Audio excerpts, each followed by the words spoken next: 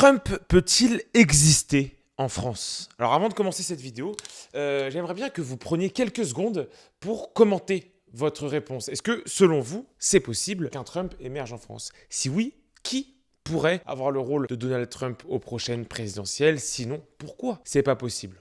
Je vous laisse un peu de temps pour le faire. Parce que depuis que Trump a déferlé, que la vague Trump a déferlé sur les Amériques, les médias français, ils ont ressorti de leur fameuse botte secrète, El Famoso, insérer un nom d'un candidat politique vaguement anti-système. Peut-il être le nouveau Trump français? Alors dans cette vidéo, je vais essayer d'y répondre. Est-ce qu'un Trump français est possible? Genre, vraiment, est-ce que c'est envisageable? Mais avant tout, je t'invite à liker, à commenter, à partager et surtout à t'abonner à la chaîne de Georges, c'est super important pour le référent. Y'a l'antilope!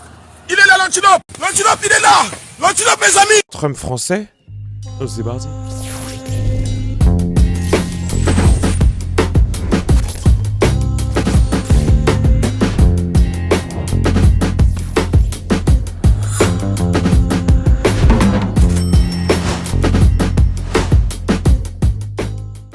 Mais avant d'aller plus loin dans la vidéo, petit arrêt par la case partenariat. Et vous le connaissez, je sais que vous le connaissez ce partenaire, puisque c'est la plateforme incontournable pour enrichir votre culture générale et affûter vos arguments dans vos débats. On en a bien besoin en ce moment, je parle évidemment d'Idéochoc. Parce que si comme moi, vous manquez de temps, et on en manque tous de temps, pour lire tous les livres essentiels à votre culture générale, à votre pédagogie, à vos ressources académiques en termes politiques, Idéochoc résout ce problème en 2 temps, 3 mouvements. Cette plateforme vous propose des résumés audio d'une vingtaine de minutes des plus grands ouvrages français, des ouvrages à avoir lus. En ce moment, Idéochoc va t'offrir une préparation, un entraînement à tes dîners de Noël mouvementés avec ton oncle marxiste ou ta sœur éco-anxieuse. Par exemple, le Que faire de David Engels qui explore le destin d'une Europe exposée à la disparition, mais aussi des livres audio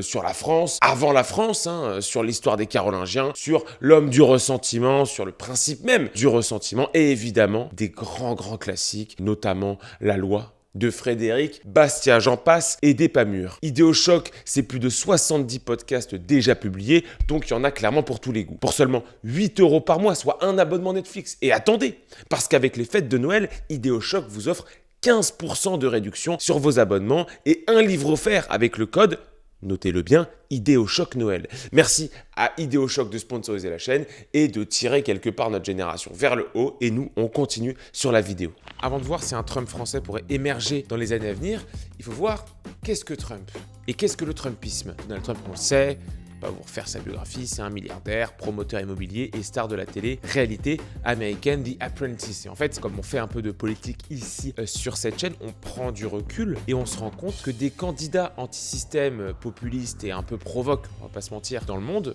on en a eu ces 15 dernières années. Des Jair Bolsonaro, des Viktor Orban en Hongrie, des Duterte, des Bukele, et des Meloni et tutti quanti. Mais du coup, on se pose et on se demande, mais attends, est-ce qu'il y a moyen qu'en France, un jour, on ait un truc comme ça? Eh bien, en fait, la réponse, c'est oui et non. Comme la réponse, je l'ai pas, je vais vous donner des arguments en faveur et en défaveur d'un Trump français. J'ai envie de dire, le premier argument qui penche vers l'émergence d'un Trump français, et quelque part le plus important, c'est pas vraiment Trump, en fait. C'est le contexte qui a vu émerger Trump. Un contexte qu'on retrouve aussi en France. Ce contexte, il se résume en un mot, c'est le déclassement.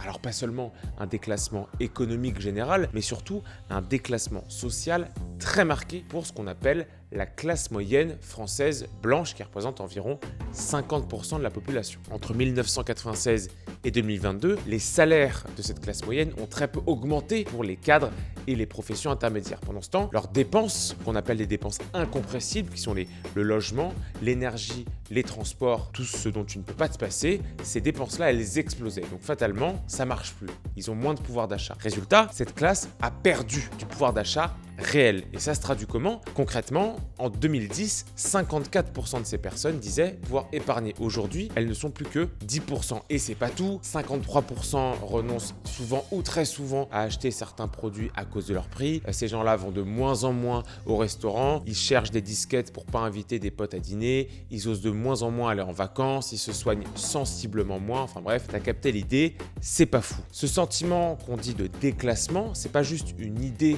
de sociologue qui pue de la bite, c'est pas normal de rigoler à ça. C'est une réalité concrète qui touche cette classe sociale dans son quotidien. C'est une classe qui, comme on dit, se paupérise. Alors, ce sentiment de déclassement, il est très géographique, il est très localisé. Il est dans les zones rurales et périurbaines, ces zones complètement délaissées par les politiques publiques ces 15 dernières années. Là-bas, tu dois faire 20 bornes pour trouver un médecin ou une école pour tes gosses. Pourquoi tu dois faire 20 bornes? Parce qu'en France, on va être honnête, très clairement, les politiques publiques, c'est pour les grandes villes et les banlieues, c'est tout. Alors pour la classe moyenne, on a l'impression que les élites partent du principe que cette classe va disparaître d'elle-même, exactement comme la Rust Belt américaine. Aux États-Unis, cette région au nord-est du pays a mangé pleine balle ce qu'on a appelé la désindustrialisation. Et tout comme dans la diagonale du vide en France, les jeunes de cette Rust Belt fuient ces zones pour chercher des opportunités ailleurs. Résultat, un déclin économique et social encore plus vénère. Depuis 2018 et depuis la crise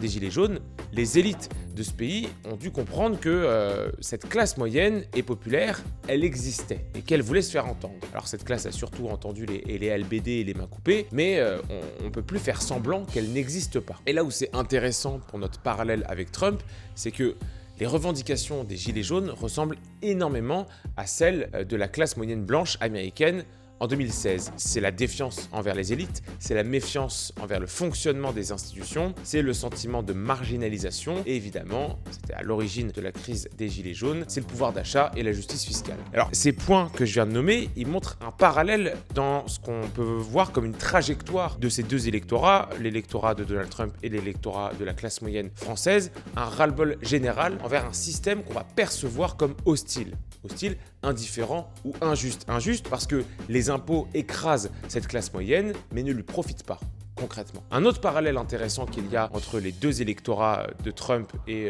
en France, un électorat plus anti-système, c'est le white flight. Aux États-Unis, c'est la fuite des populations blanches des centres-villes vers les banlieues et les zones périurbaines, qu'on date grosso merdo milieu des années 50, début des années 60. À l'époque, ce phénomène est lié aux tensions raciales, d'où son nom, white flight, les blancs qui partent. En France, même si les raisons de départ sont différentes, on observe un phénomène qui est assez similaire.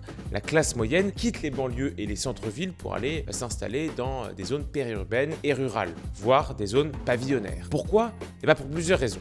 Le changement de population dans les banlieues, le sentiment d'insécurité culturelle et plus globalement la recherche d'un meilleur confort de vie. Et cette dynamique, elle va alimenter un sentiment d'abandon et de déconnexion avec les centres du pouvoir. Ce qu'on voit, c'est qu'en France, comme aux États-Unis, il y a un raisonnement similaire dans cette classe. Elle se sent abandonnée par un système qu'elle perçoit hostile ou indifférent à elle et elle vote contre ce système-là. Très majoritairement, elle a voté Marine, Mélenchon et Jean-Marie à une époque. Jérôme Fourquet parle d'une grande oubliée de ces 20 dernières années et il a raison. C'est une classe qui se perçoit comme oubliée des élites. Une étude pour Bonafide et la fondation Jean Jaurès ajoute un élément qui est ultra intéressant pour ce qu'on est en train de dire. Cette classe est de plus en plus pessimiste pour l'avenir. Ce pessimisme, c'est ce qui rend des votes pour des personnalités totalement hors du champ politique mainstream bien plus probable. En gros, cette classe se dit, on s'est fait enculer littéralement par ce qui est de droite, ce qui est de gauche, tout ce qui provient du système, alors quelque part, pourquoi ne pas tenter autre chose? Et ce sentiment ou ce vote de défiance, il se vérifie aussi dans les statistiques. En France, 70% des Français ne font plus confiance aux partis politiques et plus de 60% d'entre eux doutent des médias qu'on appelle des médias traditionnels. Et alors, ce décalage entre les élites déconnectées et le peuple était illustré parfaitement, j'en avais parlé dans une vidéo, pendant les dernières élections. Quand on regarde la carte, on se rend compte que quelques grandes villes Paris en tête ont des thèmes, ont des débats, des enjeux qui sont complètement déconnectés des priorités des Français. Quelque part, c'est Paris qui dirige contre la France. Aux élections européennes, le Rassemblement national était en tête dans plus de 90% des communes françaises. C'est pour ça que cette polarisation politique, c'est un peu un mythe, c'est de la merde. C'est une polarisation entre le peuple qui vote pour des partis souverainistes contre l'ensemble des élites de ce pays-là qui se rassemblent contre le peuple pendant le sketch du barrage républicain. Là aussi, j'en avais fait une vidéo, mais c'est un autre débat. Donc en termes de portrait robot, quelque part, un Trump français est possible parce que l'électorat a les mêmes aspirations. Ce Trump français devrait s'adresser à cette classe moyenne déclassée, qu'il aborde des thèmes en rupture avec les villes mondialistes et cosmopolites, et tout simplement qu'il soit à l'écoute d'une classe moyenne qui se sent délaissée. Je m'arrête là pour les arguments favorables et j'entre pas trop dans le sentiment anti-élite qu'on pourrait partager avec les Américains, vous allez comprendre pourquoi. Et alors, à ce moment de la vidéo, on est content, on kiffe, on se dit ah putain mais énorme, ça va rebattre les cartes, un Trump français, trop cool, là. Alors oui mais non, enfin pas tout à fait. Il y a des différences fondamentales dans nos deux systèmes politiques et des différences qui font que d'un côté peut émerger un Donald Trump, de l'autre c'est pas possible. Parce que nos deux systèmes électoraux sont radicalement différents. Et puisque c'est ce système qui a produit Donald Trump, retrouver un Donald Trump en France avec un autre système, ça va être très technique. Déjà parce que la structure politique américaine permet des outsiders. Le système américain, très basiquement, il a deux caractéristiques essentielles. Des primaires ouvertes et pas de barrières cheloues. Les primaires ouvertes font que tout le monde peut voter pour un candidat. Résultat, c'est un vote populaire avant l'heure. Ce qui fait que Trump, avec un discours direct, parfois plus bruyant et plus brutal, a dégommé des gars, notamment aux anciennes élections, comme Jeb Bush, qui était pourtant le chouchou et le favori des républicains.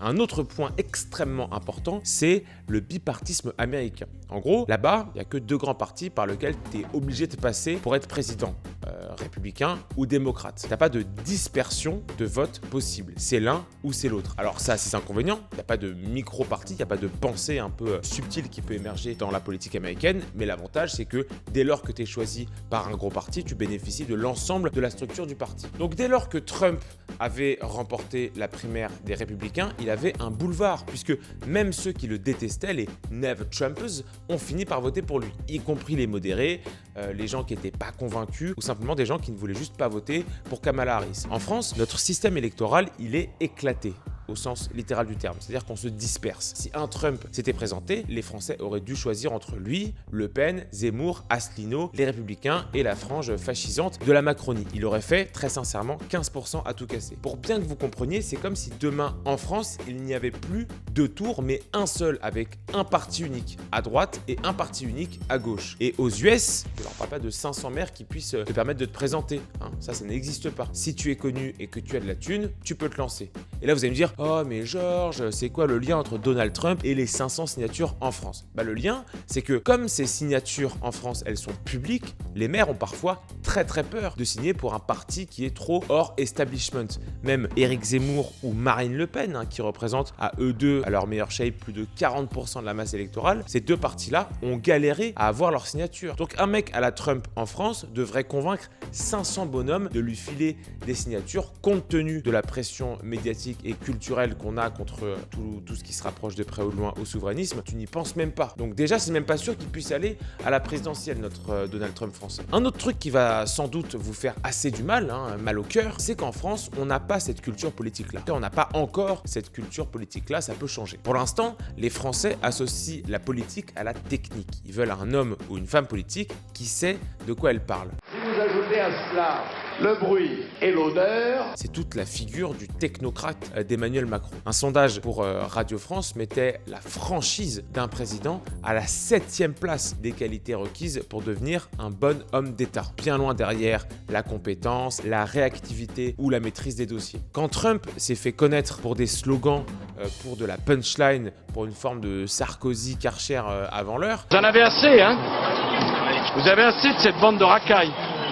On va vous en débarrasser. Les Français vont associer ça au désordre et au chaos. Et quand on regarde les présidents de la 5e République, c'est assez clair. Mitterrand, Chirac, Giscard d'Estaing, Macron, ils sont tous, à leur manière, des pères de la nation qui vont rassurer les Français. On voit mal un Zemmour ou un Marine Le Pen se mettre à danser en plein meeting ou à trash talk l'ensemble de la classe politique pendant 3 heures sur scène. Et ça, en termes de théorie sciences politiques, ça s'appelle la continuité du corps du roi. C'est-à-dire que les Français ont encore un roi à la place du président dans leur imaginaire et souhaitent que le président rassemble comme le roi rassemblait les Français. Alors à la limite, la figure qui aurait pu se rapprocher à certains égards de Donald Trump, c'était Jean-Marie Le Pen et ses petites phrases. Donc cet imaginaire du rassemblement de tous les Français, d'un président qui ne doit pas choquer, est très important pour la classe politique française. C'est pas pour rien qu'on a ressorti le concept du parti de l'ordre pour désigner les deux bourgeoisies qui ont voté pour Emmanuel Macron par peur ou de Mélenchon ou de Marine Le Pen. Or, aux États-Unis, il y a une forme de tradition du show et du combat dans l'élection. La radicalité, elle ne fait pas peur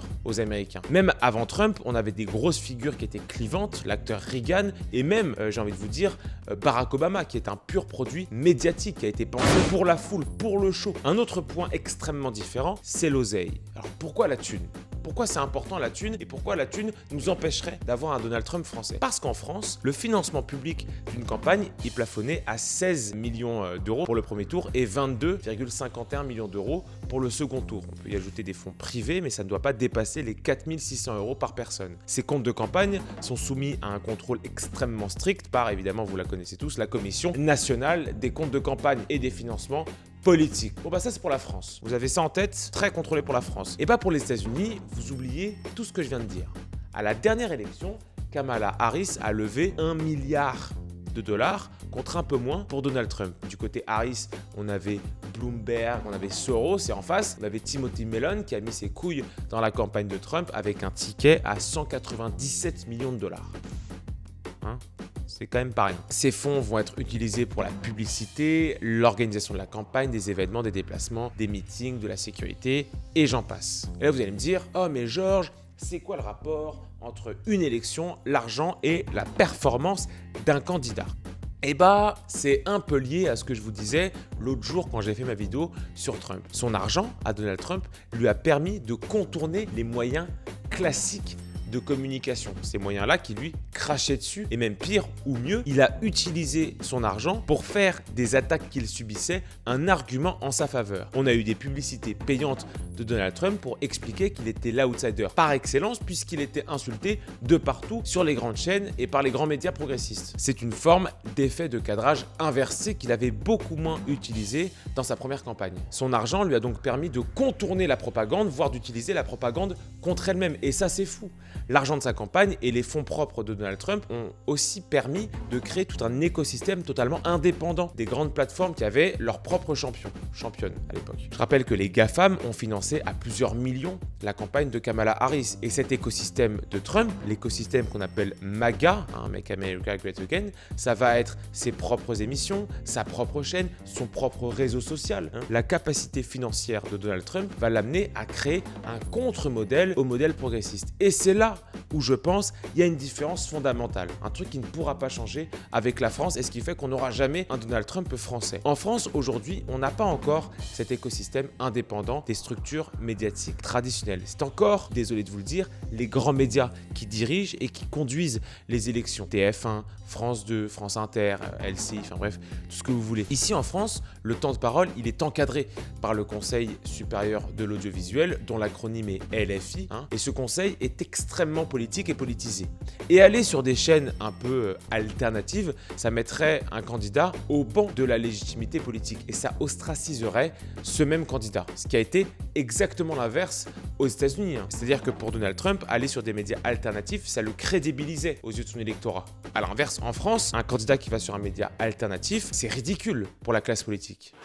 Et on se rend compte, en fait, que même si un candidat un peu anti-système émergeait, il serait mort avant même d'avoir existé en France. Alors, il y a la tradition politique des Français, il y a la question du scrutin qui entraîne des alliances et donc les barrages, j'en avais fait une vidéo, il y a la question de l'argent évidemment, mais en fait, tout ça, tout ce que je viens de dire, c'est parce que les Français sont encore conditionnés dans leur vote. Là, vous allez me dire « Ah non, mais Georges, t'es un peu dur avec les Français. » Je suis pas dur, j'essaie d'être lucide. Concrètement, c'est quoi une pensée dominante ? Fondamentalement, qu'est-ce qu'on entend par pensée dominante ? C'est un ensemble d'idées et de récits qui s'imposent de l'extérieur comme étant normal pour l'individu. Très important que vous compreniez ce processus. C'est une espèce de bruit médiatique qui vient d'en haut et qui devient la pensée des masses, la pensée des Français dans leur ensemble. Quelques exemples, hein. Ça va être la sacro-sainte Union européenne, auquel on ne peut pas toucher. Ça va être le multiculturalisme, ça va être l'inclusivité, ça va être le féminisme, l'écologie, la mondialisation, l'ouverture aux autres, tout ça. Bref, ça, c'est des concepts qu'on ne peut plus remettre en cause. Parce que si on le faisait, on se mettrait au banc de la société, mais on se mettrait aussi au banc des Français qui ont intégré ces notions-là dans leur imaginaire. Par exemple, aucun candidat ne parle plus sérieusement de sortir aujourd'hui de l'Union européenne parce que ça fait peur. Alors que littéralement, tous les économistes disent que la France va dans le mur avec cette organisation, qu'on emprunte plus cher que la Grèce, que l'organisation de l'Union n'est pas démocratique, qu'elle nous impose, qu'elle nous ruine au profit de l'Allemagne, que c'est tenu par des mafieux, mais on y reste. Et en chiffres, c'est complètement lunaire. 7 Français sur 10 ont une mauvaise opinion de l'Union européenne, mais 62% des Français sont opposés à une sortie de l'UE. Donc ils ont encore le poids lorsqu'ils répondent des discours européistes dans leur imaginaire. C'est-à-dire qu'ils n'aiment pas l'Union européenne, mais ils ont intégré que c'est normal, qu'on ne pouvait rien y faire. Et cette pensée dominante, qui l'a produit? Et on va voir le lien avec Donald Trump. Cette pensée, c'est les éditorialistes, c'est les journalistes, c'est les humoristes, c'est les producteurs, c'est les spécialistes. Hein, on l'a vu avec cette campagne législative, mais le poids moral de ces gens-là, il est gigantesque. Gigantesque aussi parce que, contrairement aux États-Unis, l'éducation française, elle est très centralisée. Hein, l'imaginaire antifasciste, écologique et féministe, il a perforé toutes les strates de la société française depuis 40 ans, puisqu'on a tous eu la même éducation nationale, ce qui rend les Français bien plus perméables à la pensée dominante progressiste. Ce qui n'est pas le cas aux États-Unis. Aux États-Unis, chaque comté peut avoir sa propre éducation. Et je prendrai un autre exemple. C'est pareil pour le concept d'extrême droite que tous les Français ont intégré. Sauf que ce concept-là, il ne veut rien dire. On va qualifier d'extrême droite le programme de gauche économique du Rassemblement national. On va qualifier d'extrême droite le libertarisme à l'opposé du spectre politique d'Elon Musk. On va qualifier d'extrême droite l'ultralibéralisme de l'Argentine. Enfin bref, les gens ont intégré des concepts qui ne veulent rien dire. Mais les Français s'y opposent pas. Ils acceptent. Et les rares tentatives de s'opposer à ce monopole du récit des mondialistes, et on pense notamment à CNews ou à des médias comme celui sur lequel vous êtes actuellement, ces rares personnes à s'opposer à ce discours, à cette pensée dominante, ils vont être catalogués et pour CNews, ils vont subir le CSA, l'Arcom et toutes les régulations possibles pour disparaître. Et même dans le camp souverainiste, la pensée dominante terrifie la classe politique. Je me souviens d'un exemple assez lunaire, un truc assez lunaire qui s'est passé pendant la campagne. C'était le moment où le RN avait avancé que les binationaux n'occuperaient pas de poste à responsabilité. Un truc qui est absolument d'une logique de base en fait politique dans n'importe quel pays. Et ben, ils ont dit ça, sauf qu'ils ont fait machine arrière. Ils se sont excusés. Ah oui, mais en fait, c'était pas vraiment ce qu'on voulait, on s'est un peu trompé dans les mots et compagnie. Le tout pour plaire à cette pensée dominante et ne pas offenser. Alors que, excusez-moi, si j'avais dit un truc similaire dans un débat, bah ouais, j'assume, va te faire enculer, les binationaux, ils ont pas appuyé sur le bouton nucléaire, fin de l'histoire. Je n'aurais pas laissé les termes du débat être définis par mes adversaires. Est-ce qu'on imagine sérieusement un Donald Trump s'excuser pour ce qu'il aurait dit dans le même contexte? Bah non, c'est pas possible. Non pas qu'il n'y ait pas de pensée dominante aux États-Unis, il y en a une et elle est très puissante, mais parce que Donald Trump ne lui a pas accordé autant d'importance qu'en France. Parce que la pensée dominante, celle qui nous transmet cet imaginaire politique, cette pensée dominante, n'est dominante que si elle est perçue comme dominante par les Français. Si elle est rabaissée au rang d'une pensée comme une autre, elle perd tout ce qui la rendait terrifiante.